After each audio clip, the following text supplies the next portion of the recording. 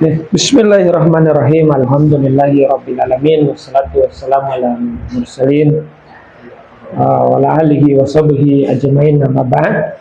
Pada malam ini ayat ke-15 sampai 19 mau berbicara tentang bahwa dalam bersuluk itu ataupun juga dalam segala hal dalam kehidupan ini kita harus belajar seimbang. Tapi tentu kalau mau seimbang harus tidak seimbang dulu.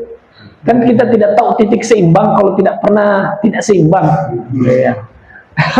Nah, inilah yang terjadi pada cerita kisah Musa, di mana dalam kisah ini berdasarkan tafsir Ibnu Arabi pernah kisahnya Nabi Musa itu tidak seimbang. Saya senang itu kalau kita ini ya cerita ilmu saja, bahwa dalam akidah Ahlussunnah itu bahwa Nabi itu boleh berbuat salah. Maksudnya bukan ada kemungkinan Nabi itu berbuat salah dalam pengertian tidak sengaja. Jadi Nabi itu kalau dalam perspektif Ahlussunnah diyakini boleh berbuat salah dalam pengertian mereka bukan seseorang yang benar-benar tidak lepas dari kesalahan. Tapi bukan pengertiannya salah dalam pengertian menyengaja. Tapi ada titik di mana perjalanan hidup mereka mengalami ketidakseimbangan. Lebih tepatnya sih ketidakseimbangan. Jadi dalam ayat surah Al-Qasas 15-19 ini itu berbicara pada suatu ketika Nabi Musa itu membunuh seseorang. Nah, tapi kalau itu dalam perspektif luar gitu. Nah, tapi nanti perspektif di dalam itu menarik. Karena ketidakseimbangan ini menyebabkan Nabi Musa harus bertobat. Artinya hidup kita ini harus begitu. Nah, setelah pada ayat kemarin, ayat 11-14 itu kan Nabi Musa sudah sampai makom walamma balagha asyuddahu wastawa. Ketika Nabi Musa itu sudah sampai puncak kekokohannya dan juga sudah seimbang. Nah, maka pada saat itu Nabi Musa mulai perjalanan hidup. Nah, tapi masalahnya ini belum teruji. Nabi Musa itu kan hati. Nah, jadi Nabi Musa itu hati, kolbun. Nabi Musa ini kolbun, hati.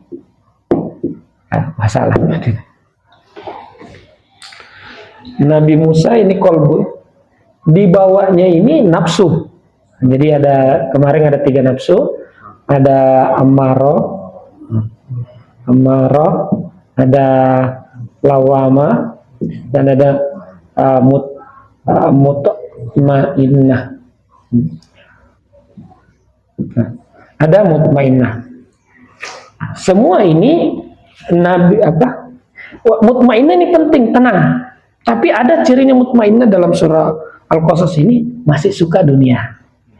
Makanya dia mengatakan, Asia mengatakan kita ambil ini agar dia bermanfaat bagi kita. Jadi ada kecenderungan.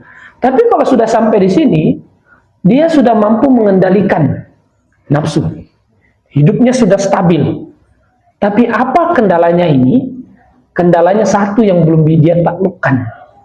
Pada kitab Tuhfatul Mursalah kemarin yang belum ditaklukkan ini namanya wahmun, ilusi. Ini yang prasangka belum bisa ditaklukkan. Wahmun ilusi tentang apa? Kemarin di Tuhfatul Mursalah disebut geriyah, adanya sesuatu yang lain. Makanya dari kolbun harus naik sampai makom ruh. Nah, di makom ruh hilang namanya geria dan hilang namanya isnainiyah. Dengan cukup isnainiyah berarti niyah. Isnainiyah. Isnainiyah adalah terjemahan kerennya dualisme. Bukan dualisme kepengurusan. Dualisme. Ya, keduaan atau dualitas. PB. Ini kan sering sekali di organisasi ada dualitas. Jadi yang belum mampu dikalahkan oleh kolbun, hati itu sudah tenang, tidak ada gejolak lagi, tidak lagi dikuasai Fir'aun, tidak bisa menguasainya, lawama tidak bisa lagi bersama dia juga sudah melewati fase mutmainnah, tapi wahmun, ilusi tentang adanya geriyah, yaitu keselainan, apa ya, geri itu artinya selain atau bukan. Jadi ada saya, ada orang lain, bukan saya itu orang lain. Ada isnenia, ada keduaan, saya dan orang lain. Sebenarnya kalau dualitas ini adalah adanya subjek dan adanya objek. Ada subjek yang mandiri, ada objek yang mandiri. Inilah yang dimaksud dualitas, isneniyah bahasa Arabnya, biar kalau terjemahnya dualitas. Yang itu makanya kenapa penting sekali baca kitab Tuhfatul Mursalah itu. Jadi kolbun belum bisa mengalahkan wahmun dan yang ilusi tentang apa? Goiriyah, keselainan, dan juga dualitas atau isneniyah, keduaan. Nah makanya ini kan isneniyah disebut dengan syirku, disebut dengan syirik. Kenapa syirik? Karena ada isneniyah. Jadi ini perjalanan kita di dalam batin.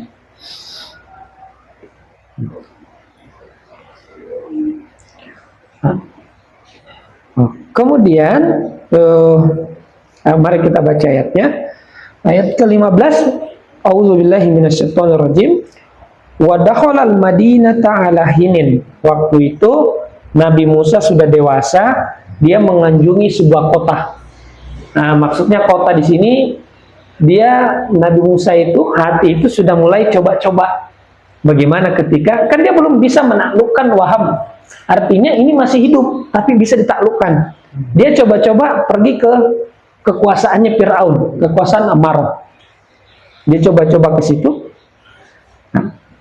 Alahini goplatin, tapi ketika goplatin, ketika lalai min ahliha. Maksudnya ketika ini sudah tenang, baru bisa kita tonton. Makanya Nabi Musa diceritakan di sini, wajada fiha rajulain, mendapati di dalam kota itu dua orang. Maksudnya adalah ketika hati itu kita berada dalam fase hati, maka kita akan mendapati badan ini tenang. Karena kalau hati gusar, badan ini nggak bisa tenang. Seperti bayar utang belum selesai nih, wah itu tidak tenang. Jangankan duduk tenang, tidur pun tidak bisa. Aduh, ada tagihan ini. Kira-kira minjam di mana lagi nih? Ada tagihan, susah ini. Jadi, kapankah hati ini bisa melihat atau mengunjungi daerah kekuasaan Fir'aun, yaitu ketika penghuninya kota itu, penghuni kekuasaan Fir'aun, Amarah Lawama itu dalam kondisi tenang. Nggak bisa kalau dalam kondisi kacau. Kita sulit melihat apa-apa itu kalau kondisi kacau.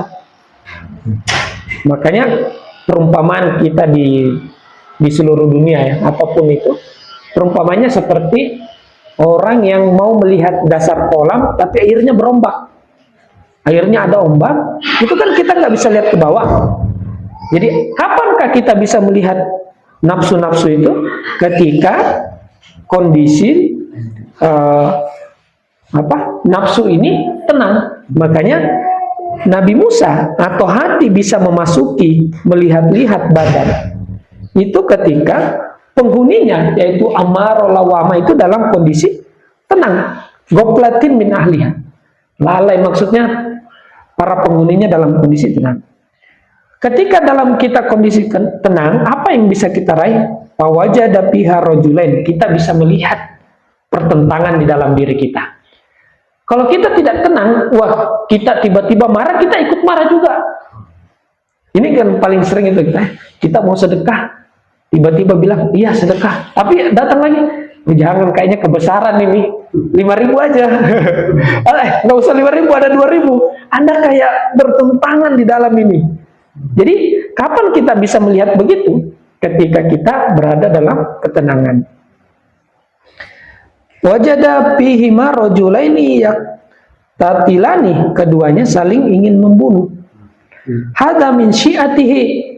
Nah, ini adalah bagian dari Syiah, pengikutnya Nabi Musa, syi'atihi, pengikutnya. Ini Syiah lugotan, bukan Syiah istilahan, ya, beda. Kalau Syiah istilahannya satu kelompok. Kalau ini Syiah lugotan, ya, Syiah artinya kalau di kamus itu Syiah artinya manijtama ala amrin wahidin, yaitu barang siapa yang berkumpul dalam satu perkara. Ya, kalau kita ini Syiah juga karena kita berkumpul dalam satu perkara.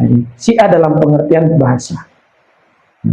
Wa hadza min aduhi, dan ini adalah musuhnya Nabi Musa. Nanti dilihat apa ya.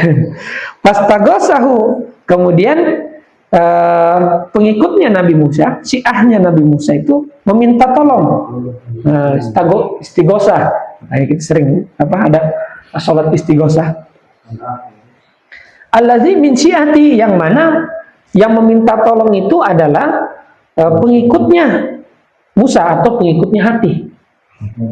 Allazi min aduhi, meminta tolong untuk mengalahkan musuhnya. Musuhnya itu adalah pengikutnya Firaun. Fawakkazahu, kemudian memukul. Nabi Musa memukulnya, memukul siapa? Musuhnya. Nah, faqadalah, dan meninggal. Meninggal. Qala hadza min amali syaitan, tapi ini tiba-tiba langsung siapa? Sama paknya di situ artinya tiba-tiba. Jadi tidak dalam kondisi menyengaja. Tidak kondisi sengaja. Maka kemudian Nabi Musa mengatakan ini membunuh ini adalah perbuatan min amali syaitan. Innahu aduun mudillun mubin, sesungguhnya setan itu adalah musuh yang menyesatkan, sangat menyesatkan. Qala, berkata Nabi Musa, Rabbi, wahai Tuhanku, inni zalamtu nafsi, sesungguhnya aku telah menzalimi diriku. Faghfirli, ampunilah aku. Faghfarolah, maka Allah mengampuni Nabi Musa. Innahu huwal ghafurur rahim, sesungguhnya Allah itu adalah Maha Pengampun lagi Maha Penyayang. Qala Rabbi bima an'amta alayya falan akuna dhahiran lil mujrimin. Berkata, wahai Tuhanku, terhadap apa yang Kau berikan nikmat kepadaku, maka aku tidak akan menjadi penolong bagi orang-orang yang berbuat kesalahan ataupun kejahatan. Fa asbaha fil Madinah, maka fa asbaha, jadi menjadilah, asbaha menjadilah fil Madinah, di kota tersebut, khoifan, jadi hati itu getar gitu ya. Ya tarakkabu, itu mengamati. Nanti di sini lahirlah istilah muraqabah. Teknik muraqabah. Bukan muraqabah yang itu Fathul Mursalah kemarin di kitab itu, bukan kitab, bukan pembahasan itu.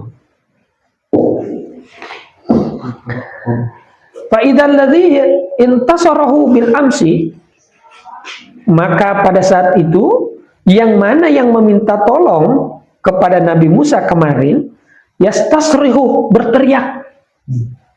Qala lahu Musa, berkata kepadanya Musa, innaka lagawiyyun mubin, sesungguhnya kamu itu adalah sungguh melalaikan hal-hal yang melalaikan yang nyata.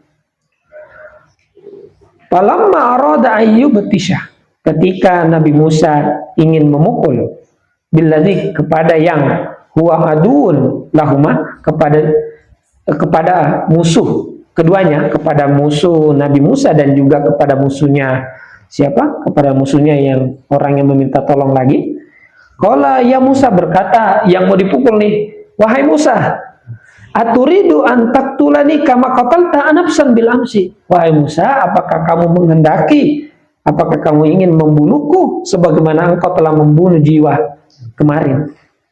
In turid, nah di sini artinya in artinya tidak. Jadi kalau in bertemu dengan illah itu artinya tidak. Ini harfun nafi yang serupa dengan ma, la dengan latah. Yang tidaklah engkau menginginkan kecuali kau menjadi penguasa atau menjadi jabbar, menjadi sosok yang sangat mengekang ataupun juga sangat berkuasa di muka bumi. Wa ma turidu, dan tidaklah kamu menginginkan antakuna minal muslimin, dan tidaklah engkau menginginkan menjadi orang-orang yang muslih, memperbaiki. Sadaqallahul aliyul azim wa sadaq rasul karim. Oke, jadi ini pengantar selanjutnya, karena ini dibahas maqamul qalbi. Jadi kolbun ini, kolbun atau hati ini, jadi sebelum itu pembahasannya adalah kiamat. Kiamat. Jadi dalam Islam itu ada 3 kiamat. Kalau kayaknya cuma 2 ya yang kita pelajari ya. Waktu kecil itu ada kiamat sugro, ada kubro. Nah, kalau di sini ada 3, sugro, usto, sugro, usto dengan kubro. Ada yang kiamat kecil, menengah, dan juga ada yang kiamat paling besar. Jadi tapi secara bahasa kiamat itu artinya berasal dari kata koma yakumu, berdiri. Tapi terjemahannya lebih tepat, itu kiamat itu terjemahannya adalah kebangkitan gitu. Nah, kalau dalam perspektif sufi, yang dimaksud dengan kiamat atau kebangkitan itu artinya kita sadar. Makanya Sayyidina Ali, tapi hadis ini diriwayatkan dalam kitab-kitab Uspuria atau kitab hadis itu, Sayyidina Ali ataupun Rasulullah mengatakan, fa idza mata ibnu Adam pantabahu, ketika mati anak keturunan Adam, maka mereka sadar. Nah, disinilah ini kematian kesadaran pertama nih. Kiamatul wusta, ketika orang mati, maka pada saat itu mereka sadar apa yang mereka pernah perbuat di kehidupan ini. Wah, ternyata selama ini saya pikir baik-baik saja, ternyata hidup ini ternyata tidak seperti itu. Ini kata Sayyidina Ali ataupun Rasulullah. Ini masih diperdebatkan. Fa idza mata ibnu Adam pantabahu. Nah, ketika mati anak keturunan Adam. Jadi kiamat itu artinya kebangkitan ataupun juga ketersadaran yang ada di sini. Kita menjadi sadar terhadap hidup ini. Makanya kiamat ini, kiamatus sugro dalam kitab ini, kiamat yang pertama, kiamatus sugro, kiamat kecil, kiamatun sugro. Kiamat kecil ini itu adalah mautul jasad, matinya badan. Kenapa disebut kiamat? Karena bangkit atau menjadi sadar orang. Wih, ternyata mobil Ferrari yang saya cicil itu ternyata tidak bisa saya bawa. Ternyata MBG yang saya perjuangkan ternyata tidak bisa membantu saya di kehidupan. Jadi satu-satunya yang bisa membantu kita itu adalah amal perbuatan baik kita. Kayaknya ada 4 kenyataan dalam hidup. Kenyataan pertama, bahwa semua kita ini pasti akan menjadi tua. Tidak ada yang bisa meng-cancel tua. Yang kedua, setiap orang pasti sakit. Wah, ini kenyataan yang berat. Tidak ada yang bisa meng-cancel rasa sakit. Ketiga, setiap dari kita pasti akan mati. Ini kenyataan ketiga. Dan keempat, setiap orang yang terhubung dengan kita tidak ikut sama kita pas kematian. Tapi satu yang ikut sama kita, amal perbuatan kita. Itu yang cuma ikut. Pasti tua, pasti sakit, pasti mati, dan juga pasti terpisah dari orang yang kita cintai, dari benda yang kita cintai, dari kedudukan yang kita punya, kecuali satu amal perbuatan yang kita pernah lakukan di kehidupan ini. Itu yang bisa kita bawa. Makanya Nabi mengatakan, fa idza matal ibnu Adam fanqata minhu illa min salasin. Sedekatul jariyah, apalagi itu al ilmu yuntafa bi, dan waladus saleh yad'ulah. Jadi itu mungkin kenapa orang dulu suka banyak anak ya. Biar banyak yang doakan. Kayak dulu anak banyak, kemungkinan masuk surga lebih tinggi karena banyak yang mendoakan gitu. Tapi kalau makin banyak anak juga makin yang tidak bagus ya, kasihan juga. Jadi kiamatus sugro dalam kitab ini yaitu kebangkitan yang terkecil itu adalah ketika orang mati fisiknya. Orang di situ mulai sadar, mengerti, wah ternyata hidup itu begitu. Ini kiamatus sugro. Kemudian kiamat yang kedua namanya kiamatul wusta atau kiamat yang menengah.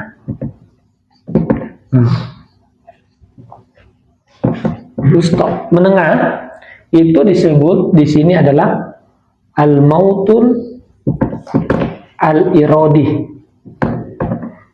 Adalah al-mautul irodi, yaitu matinya kehendak. Maksudnya apa? Ketika nafsu-nafsu itu sudah tertangani. Dan inilah kiamatul wusta ini adalah makom kolbun. Di sini hati ini.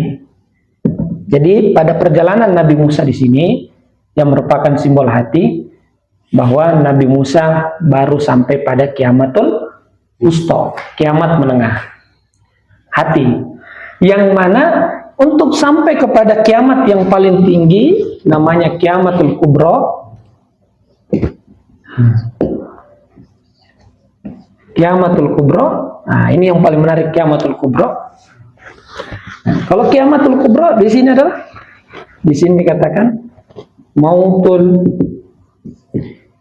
inniyah atau anniyah, kematian aku. Woi, ini yang kemarin kita bahas di Tuhfatul Mursalah. Mautul inniyah atau anniyah, kematian aku. Yang mana untuk sampai kepada kematian aku, kematian adanya prasangka bahwa aku ada, itu harus mengalahkan yang namanya wahmun. Harus mengalahkan yang namanya ilusi. Wah, ini berat sekali. Jadi ketika orang sudah sampai mautul irodi tadi, kematian iroda tadi, kita hidup di dunia ini tapi kita lagi tidak marah-marah tapi tidak bisa mengalahkan kita. Kita tak sedih-sedih tapi kesedihan tidak bisa mengalahkan kita. Kita juga mutmainnah tapi mutmainnah tidak lagi mencari kepentingan, karena mutmainnah masih memikirkan kepentingan. Kita bisa mengendalikan itu, tapi kita masih melihat kehidupan ini ada saya, ada kamu, ada orang lain. Nah, ketika itu hilang, subjek sang pengamat, ada saya di sini. Ini kan selalu itu pas ada kayak saya di sini yang selalu ada. Ini hilang, maka semua satu. Itulah masuk kiamatul kubro. Ini yang disebut dengan makom pana. Makom pana. Pana artinya hancur gitu. Ketika saya sebagai subjek itu atau sang, itu kan rasa saya selalu ada. Itu yang hilang. Jadi itu yang mau dibahas di kitab ini. Menarik dari situ. Oke, kita baca kitabnya. Wadaholah, dan masuklah Nabi Musa itu, apa yang dimasuki? Madinatul Badan, yaitu kota badan. Walahini goflatin min ahliha, ketika para penduduknya dalam kondisi tenang. Di sini tafsirnya pihani hudui kuwa nafsaniyah, ketika kondisi tenang daripada kekuatan nafsu. Wasukuniha, dalam kondisi tenang penduduk.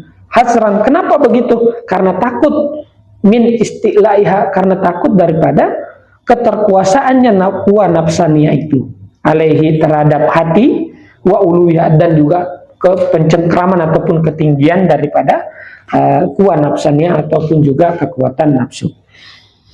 Wa wajada fiha rajulaini yaqtatilan, dan mendapati hati itu mendapati di dalam badan, di dalam diri, dua orang yang saling membunuh, ingin membunuh, yaitu apa? Al-aqlu wal hawa. Jadi yang ingin saling membunuh adalah akal dan hawa nafsu. Pokoknya tambah bakso 4. Sudah, kata akal, ini nggak bakalan sanggup nih. Ini kan sering kita kalau lagi makan di mana-mana, saya paling sering tuh pesan kalau makan bakso, saya minta tambah pentolan, tambah 4, dimakan cuma 2. Jadi tahu sebenarnya akal, sudah cukup ini, kamu bisa kok hidup sampai ntar malam. Tapi enggak, bagus kalau 4, kayaknya 6 bagus deh, pasti dimakan cuma 2 yang bisa. Buktinya apa? Contohnya kalau kita puasa, wah pas mau buka pisang hijau, pas mau buka pisang hijau, pisang ete, jus ini, jus itu, pas dibuka puasa yang dimakan cuman air putih sama kurma 2, selesai. Pas mau makan lagi kenyang sekali. Jadi apa yang dianggap ataupun apa yang diperintahkan akal sangat sulit untuk kita sering ikuti, karena kita sering mengikuti hawa nafsu. Maka pada saat itu hadza kemudian mengatakan, hadza yaitu akal mengatakan, min syi'atihi, bagian daripada pengikut Musa, pengikut hati. Jadi akal pengikut hati. Wahada, dan hawa nafsu itu min aduwihi, dari musuhnya hati. Yaitu apa itu musuhnya hati? Min jumlati, dari golongan attibah isyaitonil wahmi, yaitu dari pengikut setannya waham. Wa fir'aunin nafsil amarah, dan Fir'aun daripada nafsul amarah. Fastagosahu, kemudian meminta tolong. Siapa meminta tolong? Akal. Wastansarahu, dan meminta tolong ala hawa, meminta menang agar istansara artinya meminta kemenangan kepada Musa alal hawa, terhadap hawa nafsu. Pawakkaza, kemudian Nabi Musa mukul nih. Fadorobahu bihai'atin minal hayatil hikmah amaliyah. Kemudian hati itu menghancurkan hawa nafsu dengan apa? Dengan hay'ah, yaitu membentuk pola, hay'akan pola, hikmah amaliyah, yaitu dengan intervensi hati, akal terbimbing untuk mengetahui mana yang harus dilakukan, hikmah amaliyah. Bikuatin, dengan sangat kuat, min ta'yidil malakiyah, dengan membentuk yang namanya menguatkan malakiyah, yaitu malakiyah itu artinya malakah, artinya sesuatu yang sudah kuat. Biyadil akilah, dengan kekuatan berpikir amalia yang praktis, fakotalahu, maka terbunuhlah hawa nafsu. Bisa hawa nafsu dibunuh dengan membentuk pola. Kita tidak makan, kita tahan, kita bikin pola. Kalau ini sudah melanggar batas, kita keraskan, kita bentuk pola. Ini tidak boleh pun, kita sangat keras melihat ini tidak boleh, ini karena ini tidak membawa manfaat. Itu yang disebut dengan hikmah amalia. Qala hadza, tapi pada saat itu langsung kaget. Wah, berlebihan kayaknya ini. Qala hadza, berkata Nabi Musa, ini istila wal iktital. Ini adalah penguasaan dan pembunuhan ini min amali setan. Karena berlebihan, mencengkrang hawa nafsu, mengecilkan hawa nafsu, Nabi Musa mengatakan ini perbuatan setan ini. Al-ba'is lil hawa. Kenapa mengatakan ini perbuatan setan? Karena al-ba'is, karena menyeru ataupun mendorong kita mengikuti hawa nafsu. Atas apa? Ta'addi, berlebihan. Wal udwan, dan ada rasa marah, permusuhan. Memusuhi hawa nafsu, tidak boleh dicengkram. Kayak anak pondok. Bukan berarti begitu. Misalnya ya, enggak semua. Misalnya contoh, misalnya di asrama, orang yang hidup di asrama, bukan cuma pondok pesantren, tapi polisi-polisi yang pokoknya yang hidup di asrama, yang tidak pernah lihat perempuan ataupun tidak pernah nongkrong, pas pulang dari asrama, nongkrong terus kerjaannya. Jadi balas dendam, ini maksudnya begitu. Jadi dia tahan sekali. Ini biasa kita sebagai seorang pemula dalam salih, kita tahan puasa. Kan Allah perintahkan sampai malam, ya saya malam sampai besok malamnya lagi. Terlalu berlebihan. Innahu aduun mudillun mubin. Sesungguhnya setan itu adalah musuh yang menyesatkan lagi yang nyata. Hadzal qatlu min amali setan. Bahwasanya pembunuhan terhadap hawa nafsu yang berlebihan ini merupakan adalah amal setan, perbuatan dari setan. Kenapa begitu? Li'annal ilajal isti'la. Karena menyelesaikan penguasaan ini nih, mengobati agar penguasaan terhadap hawa nafsu bil ifrat, dengan cara berlebihan menekan, la yakunu bil fadilah, itu bukan keutamaan. Allati, yang mana fadilah itu apa itu? Al adal al faidah, yang itu adalah keadilan yang datang, faidah muncul minar rahman, harus datang dari rahman, dari kasih sayang. Keadilan itu kita adil, tapi harus adil kan artinya tegas, tapi harus muncul dari kasih sayang, bukan rasa marah. Ada kan kamu begini menegakkan keadilan, sebenarnya dia marah.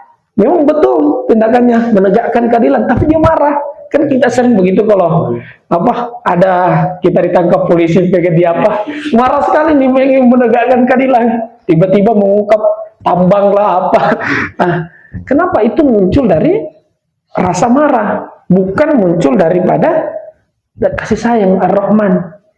Bal innama yakunu birrozilah, yaitulah dia muncul dari rozilah, sebuah perangai ataupun tindakan yang tidak baik.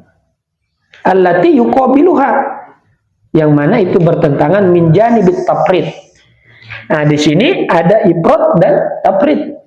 Kalau ifrat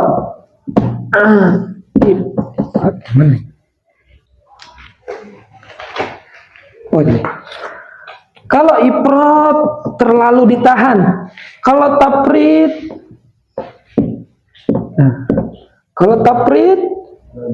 ini dilepaskan, dibiarkan.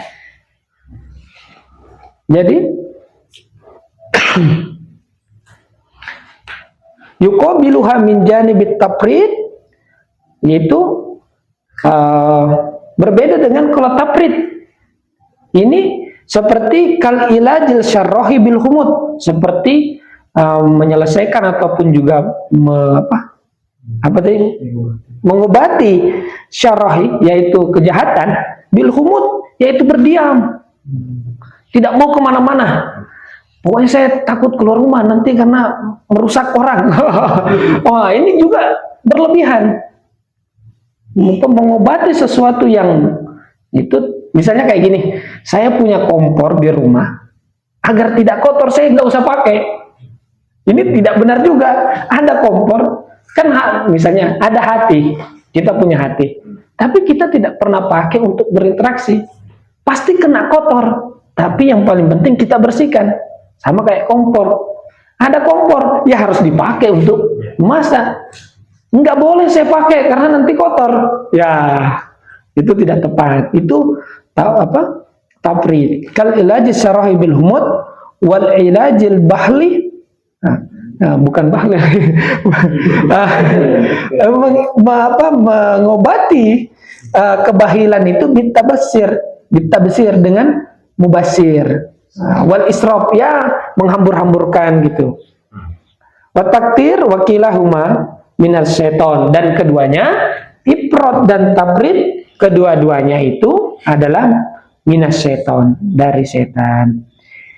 Kemudian Nabi Musa mengatakan, inni dzalamtu nafsi, sesungguhnya aku telah menzalimi diriku. Kenapa? Karena melakukan ifrat dan tafrid. Wajar pemula kita semua itu ya. Pemula gitu. Kalau kalau biasa kiai-kiai muda itu ngaji, pokoknya siap ngaji dari subuh sampai subuh kembali siap. Wah, tapi kalau kiai sudah tua, sudah ada ya, udah capek sekali nih. Tapi ada kayak kiai Dimyati Rois itu ngaji sampai dia tidak tahu kayak Kiai Anwar Sarang, bukan Sarang, ya Lirboyo, ngaji sampai azan, udah azan ya, atau Kiai Rois itu, dia ngaji sampai tengah malam, sampai jam 1 baru, udah jam berapa? Udah jam 1 malam. Oke. Itu orang kiai-kiai yang udah tenggelam mengaji itu banyak sekali di Jawa, kiai-kiai yang istiqomah begitu. Cuman muridnya yang gak istiqomah, aduh, kapan selesai ngaji dia? Capek sekali itu. Itulah kita tuh butuh anak guru atau guru di Sulbar ini, di Polman ini, yang konsisten ngaji ya. Untung sekarang anak guru Syahid itu nggak punya pesantren. Ya, karena ke depan ini kan semakin sedikit orang mau ngaji. Nah, untung bikin pondok pesantren di sana itu yang membuat istiqomah mengaji terus kan sampai beliau wafat kan itu masih istiqomah mengaji akan terus ada. Kemudian Nabi Musa mengatakan ini dalam nafsi, saya menzolimi diriku karena ifrat terlalu menahan diri dan tafrit terlalu membebaskan diri. Faghfirli, maka ampunilah aku. Apa maksudnya? Usturli rozilatazulmi, yaitu tutupilah kejelekan ataupun keburukan kezolimanku binuri adlika, dengan cahaya adilmu. Kenapa cahaya adil di sini? Karena adil itu artinya keseimbangan, tepat. Adil kan adalah wadu usy' fi maudihi. Keadilan itu adalah meletakkan sesuatu pada tempatnya. Makanya itu kenapa yang dikatakan di sini, yang diminta adalah oleh Nabi Musa atau hati minta agar dia tetap diberikan tengah-tengah. Faghfarallahu, kemudian Allah mengampuni Nabi Musa. Apa artinya? Ghafara, mengampuni sifati nafsihi al-ma'ilah, yang mana sifat dirinya itu cenderung kepada ifrat wa tafrid, dan juga yang terlalu menahan ataupun terlalu membebaskan, binurihi, dengan cahayanya. Fahasalat lahul adalah, maka pada saat itu terjadilah adalah tengah-tengah. Ya, sudah pandai menempatkan. Misalnya seorang tarekat, seorang yang bersuluk, awal-awal suluk tidak mau cerita sama orang, karena kalau kita bertarekat atau bersuluk, kita bisa rasakan orang lain panas sekali. Itu kalau batin kita bersih, orang bicara langsung musuk tuh, gitu. Terasa sekali itu. Jadi waktu itu saya khalwat 1 minggu lebih tidak bicara, khalwatnya tidak bicara. Terus saya turun gunung, wah, setiap ada orang bicara langsung kayak ada paku, terasa karena apa yang disampaikan orang yang maaf kata, kalau orang banyak berpikiran tentang dunia, ada rasa marah, itu kayak panah. Dia menusuk, bikin sakit memang. Saya kan waktu awal sudah halwat itu, kata guru saya, "Udah, ayo sana jalan-jalan." Ya, oh ya, terus saya pergilah ketemu teman. Pas ketemu teman, wah, kok saya sakit ya? Dada saya ya. Tapi saya bilang, oh ini mungkin kayaknya asma. Asma kan nggak pernah saya nggak pernah bicara 1 minggu lebih. Asma kayaknya nih. Saya pas pulang, saya tanya sama, kok saya asma ya, sakit nih. Baru tahu kan rasanya. Coba itu, kamu pikirkan saya bertahun-tahun rasakan itu. Ya, karena semakin kita menahan diri bicara, itu semakin pikiran kita tenang dan batin kita tenang, semakin sensitif. Jadi kalau kita yang paling keras itu yang paling keras, tempat yang sangat berbahaya itu pasar. Karena banyak sekali orang berebut pembeli, cari untung, bagaimana menipu, itu banyak sekali. Itu pasar berbahaya sekali. Apalagi yang paling banyak penjualnya, yang situ ribut, beli sini tuh. Yang saya rasakan, saya nggak bilang juga semuanya begitu. Nah, itu terasa sekali. Itu banyak yang kita rasakan ketika kita semakin. Nah, tapi Kalau kita selalu menjauh begitu, nah itu tidak pas. Maka kita juga harus tetap bagaimana tetap bercahaya di tengah kegelapan, tapi tidak ikut sama kegelapan. Nah, makanya di sini yang diminta keren sekali tafsirin, dia bilang fahasalat lahul adalah, yang dicari itu adalah bukan artinya Tuhan tegakkan keadilanmu, enggak begitu. Saya minta agar segala sesuatu yang saya lakukan ini adalah keadilan. Wad usy fi maudihi, meletakkan segala sesuatu di tempatnya. Kalau lagi sama ini ya sabar gitu ya. Innahu wa ghafur, sesungguhnya Allah itu Maha Pengampun. Apa maksudnya pengampun? As-satir, yang menutupi hayatin nafsi, yang mengendalikan pola-pola ataupun keinginan dari nafsu binurihi, dengan cahayanya. Ar-Rahim, yaitu yang Maha Pengasih. Apa maksudnya? Bi'ifadatil kamal inda zakain nafsi anir rozail, yaitu dengan memberikan ifadah, memberikan karunia kesempurnaan ketika sucinya jiwa daripada perangai ataupun tindakan yang buruk. Qala Rabbi bima an'amta alayya, berkata Nabi Musa, berkata hati, wahai Tuhanku, dengan engkau memberikanku nikmat kepadaku. Apa itu?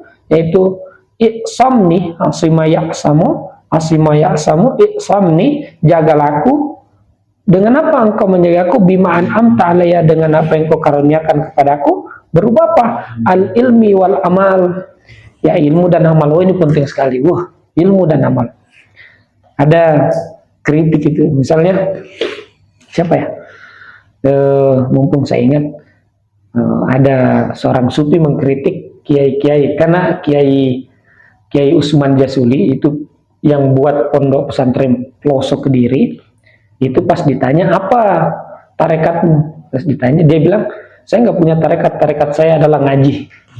Ada saya nggak mau bilang siapa yang mengkritik itu. Nah, anaknya Kiai Huda Jaswili cerita bahwa tarekat kita ini ngaji, ngajar ngaji gitu, ngaji kitab gitu maksudnya. Nah, terus ada seorang mursyid tarekat kritik, mana ada tarekatnya orang ngaji, kira-kira gimana? Mana ada tarekat ngaji, mengajar ngaji. Tarekat itu Naksabandiyah, Qadiriyah, Naksabandiyah, Khalidiyah, Khalawatiyah. Nah, berdasarkan pengalaman saya lihat-lihat, betul bisa mengaji itu, istiqomah mengajar itu bisa menjadi tarekat, dalam pengertian bisa menjadi jalan mendekatkan kita kepada Allah. Membantu orang pun bisa. Tidak bisa dikatakan bahwa orang yang bertarekat itu pasti lebih jago daripada orang yang istiqomah ngaji. Bisa jadi karena kan yang intinya tarekat itu apa? Kesucian batin. Bisa kita dapati dengan ikhlas mengajar, ikhlas membantu orang, ikhlas membimbing orang. Tapi apakah pasti? Ya nggak pasti juga. Tapi apakah harus bertorikot? Tidak juga. Tidak mesti.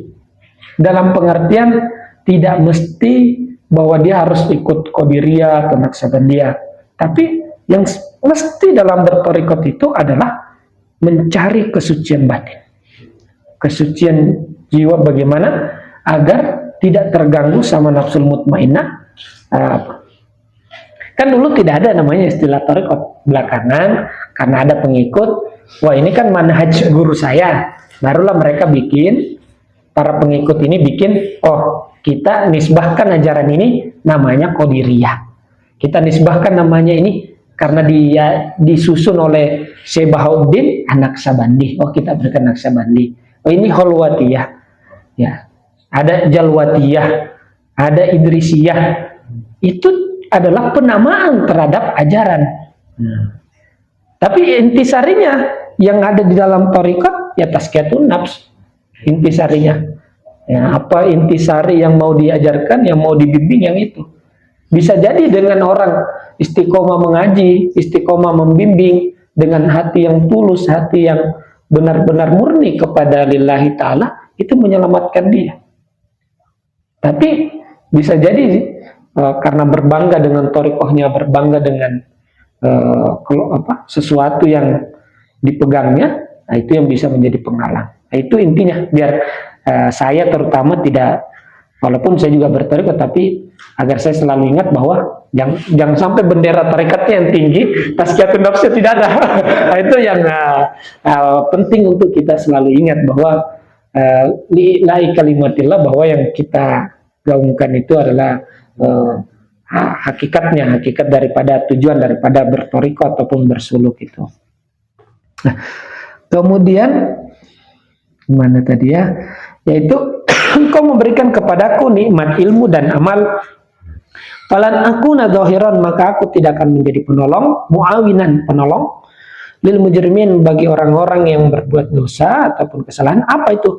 Armurtakibina rozaila minal quwa nafsaniyah, yaitu aku tidak akan menolong lagi.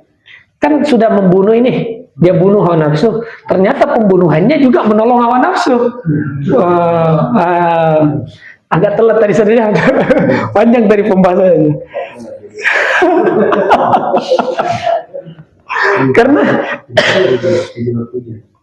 karena makanya dia ngomong falan akuna zahiran lil mujrimin, saya tidak akan lagi menjadi penolong bagi orang yang maksudnya hawa nafsu yang tadi bilang bunuh itu, tahan, jangan keluar rumah, khulwat,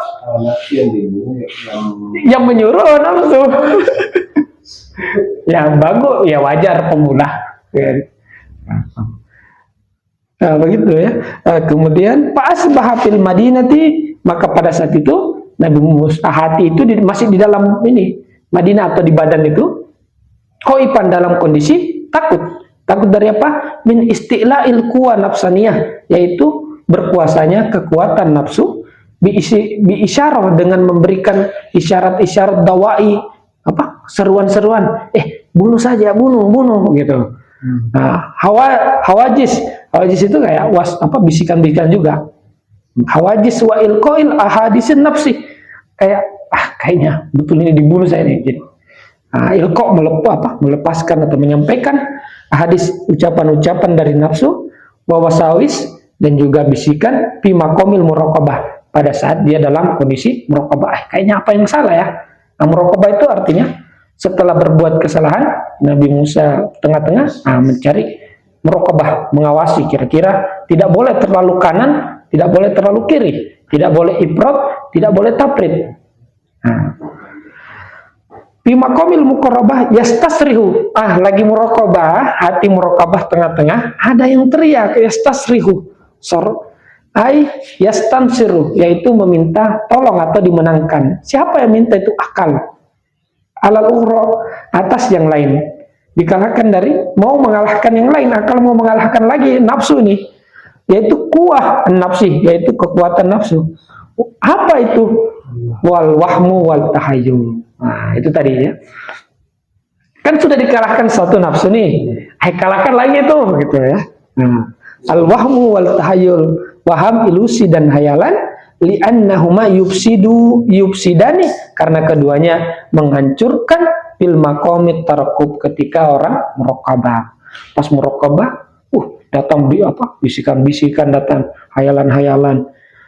Yusironi wasawis, yang mana membangkitkan bisikan-bisikan, wahawajis, dan juga sama bisikan, wa yubi'isani nawasi, yang mana keduanya itu, yaitu waham dan hayalan itu, ilusi dan hayalan itu akan mengutus atau akan membangkitkan nawasi, pertentangan dalam diri, wadawai, dan juga seruan-seruan.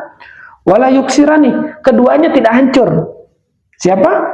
Waham dan hayalan itu tidak hancur. Wala yabturani, dan keduanya itu tidak lemah. Tidak lemah, patoro yabturu, tidak lemah.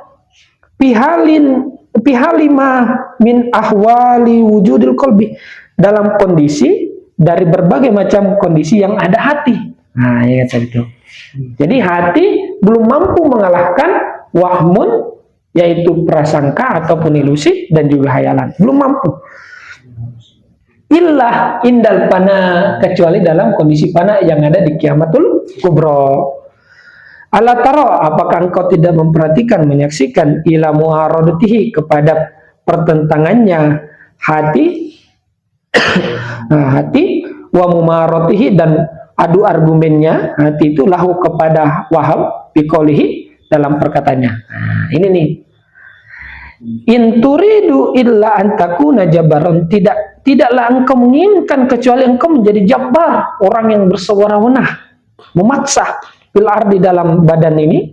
Wa ma turidu an takuna minas solihin, dan tidaklah engkau menginginkan kecuali menjadi orang yang soleh. Di sini Waham itu kasih bisikan kepada hati, kayaknya kamu ini tidak mau menjadi orang soleh, sebenarnya kamu cuma mau jadi penguasa ini. Wah, kamu cocok di sini. Makanya pada ayat setelahnya, ayat nanti pada pertemuan selanjutnya ayat 20 mengatakan wajah rajulun yaqsal Madinah, datang orang ini, belum sanggup, ayo latihan dulu. Nah, di sini innama nasaba sahibahu alladhi huwal aqlu biqaulihi, sesungguhnya di sini dia menisbahkan temannya yaitu akal dengan perkataannya innaka lagawiyun, sesungguhnya kamu tuh sesat.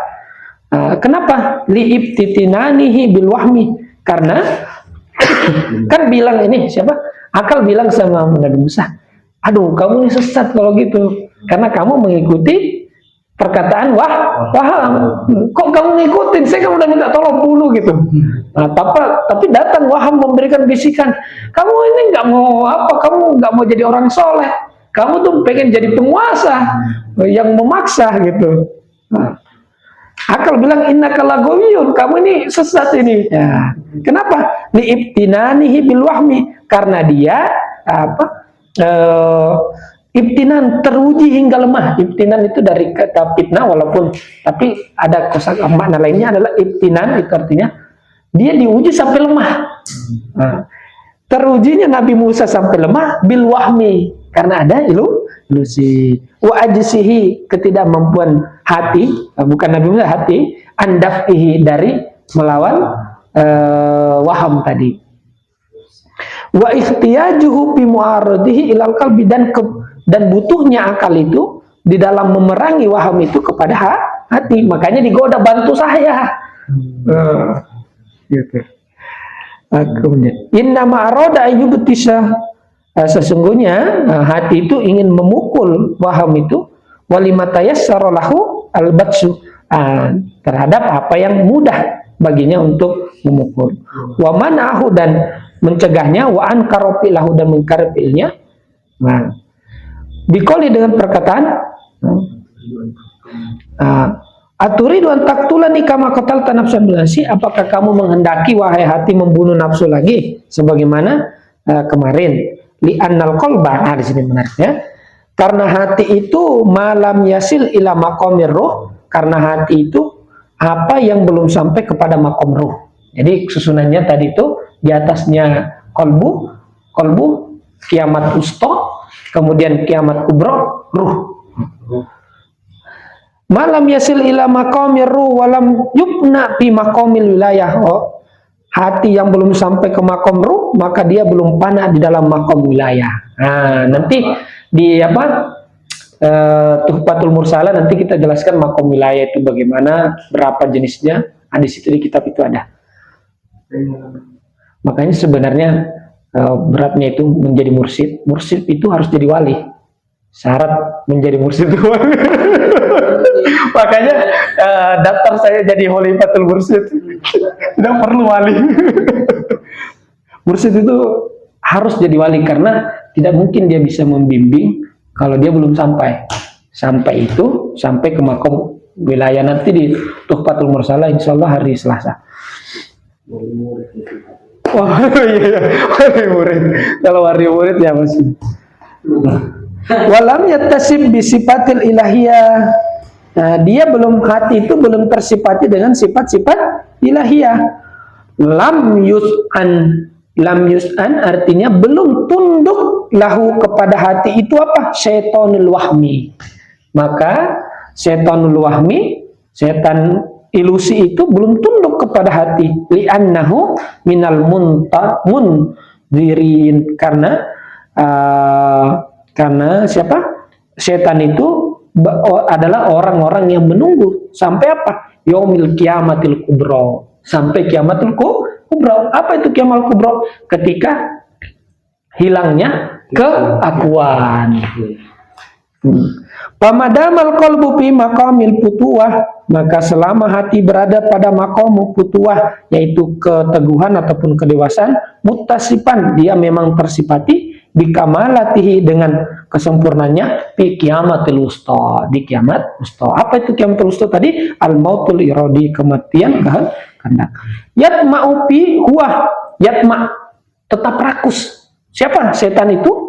Huwa fil igwa, di dalam melencengkan.